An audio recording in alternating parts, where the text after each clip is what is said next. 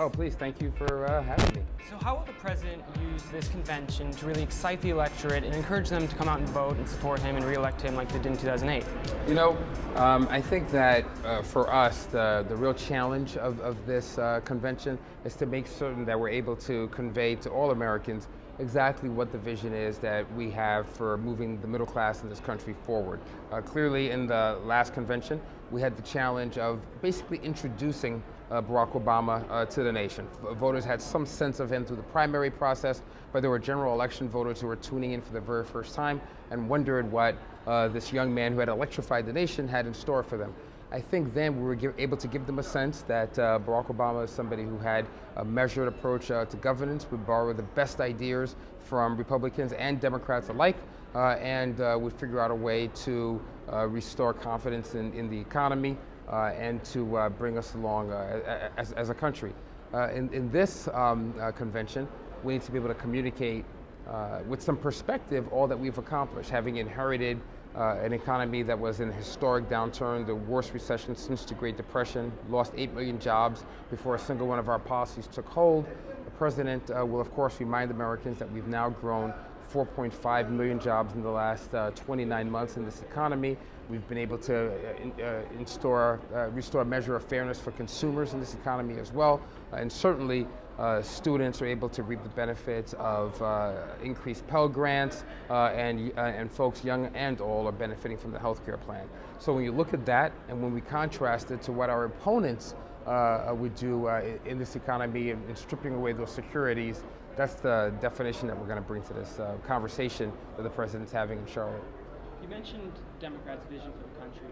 Why would the Democrats' party platform appeal more to independents, or at least why should the Democrats' party platform appeal more to independents than the Republicans' platform? Well, there are so many reasons. If you look at their party platform, it's basically, they basically copied the blueprint of the Romney-Ryan budget, which would gut protections for seniors and young people by 20% across the board, would privatize Social Security, turn Medicare into a voucher program, would eliminate benefits for our veterans as well, and would strip away college aid to millions and millions of young people in this country, while repealing Obamacare and pulling back on the measures that we've put in place to move towards energy independence. So when you look at what that platform does and you contrast it to our platform that lifts up the notion that if you work hard and you play by the rules, you ought to have some real opportunity to work your way up the economic ladder in this country.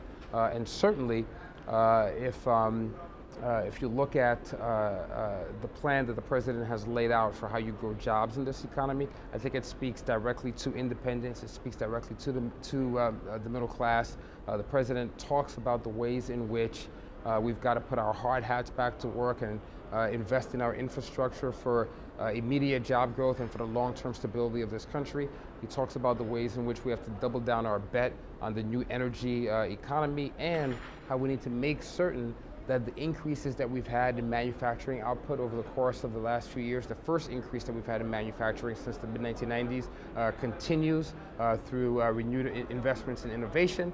And of course, our party platform speaks to the way in which we have to restore balance in our economy and not allow a situation where someone like Mitt Romney can pay 13% in his taxes, while the average teacher, firefighter, or police officer pays 35% of their wages in taxes. So we believe that all of these speak to the values of middle-class Americans in a way that their platform does not.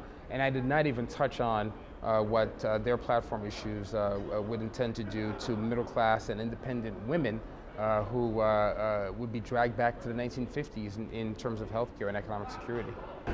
If President Obama is reelected, but Democrats do not regain control of the House, how does the president think he will be able to continue to implement the ideas that he has for this country without facing the roadblocks of the Republican Congress? Well, we're going to organize so that we make gains up and down the ballot for good Democrats, good progressives. We believe that over the course of the last year and a half since Republicans have been in Congress, irrespective of all of their attempts to obstruct our forward-looking legislation, we've still made some really important strides in the economy, on issues like immigration, on issues like healthcare. So even if Republicans, God forbid, are able to maintain some measure of their majority, which I don't have the expectation of, we'll still use the president's executive authority, we'll still use the bully pulpit to make advances. And I have to say, once we win, and we win with the majority of Americans having voted for us, after Republicans have stood in the way of comprehensive immigration reform, after they've stood in the way of healthcare reform, after they've attempted to repeal the robust consumer protections that Barack Obama and Elizabeth Warren have put in place, after that, I suspect the Republicans would have to take a step back and realize that if they don't meet this president at least halfway, they're going to be in the political wilderness for some time to come, and they'll have no shot of regaining the highest office in the land. So after we win and we restore the gavel to Nancy Pelosi, we'll do great things. But even if Republicans should hold on by the slimmest of margins, I do believe that they're going to have to follow the will of the American people and accept their revalidation of Barack Obama and his way forward. 2008 was obviously a great year for Democrats, with them, gaining control of the legislative and executive branch. In 2012, do you think Democrats are losing momentum? No, I wouldn't say that at all, actually. If you look at where Republicans in Congress stand in all of the public opinion polling, they have the lowest rating that has ever been recorded in the history of Gallup polls. They're somewhere in the single digits in approval. I think Attila the Hun probably would poll higher than Republicans in Congress do. So I'd say that they've lost momentum.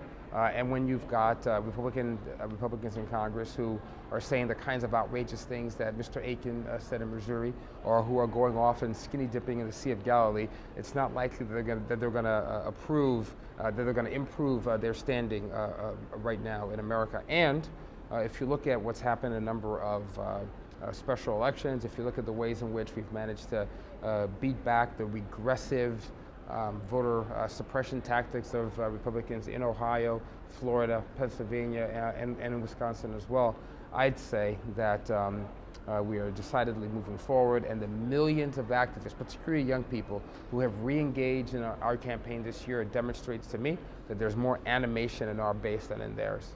I've spoken to a number of young delegates this week, and they say that the biggest issue facing young people today is hands down jobs and college affordability. Mm-hmm. If President Obama is reelected to a second term, will these remain priorities?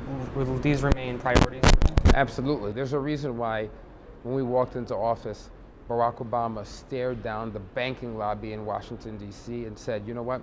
We are no longer, as a federal government, we are no longer going to move $60 billion in student aid through the banks while you take some off the top, and families are not able to get the resources that they need in order to give young people a fair shot at education and opportunity.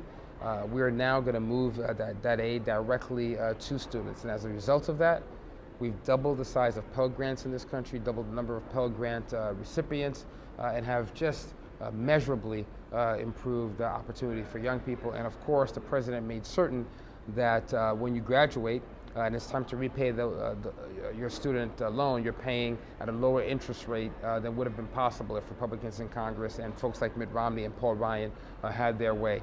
These are going to continue to be priorities for us.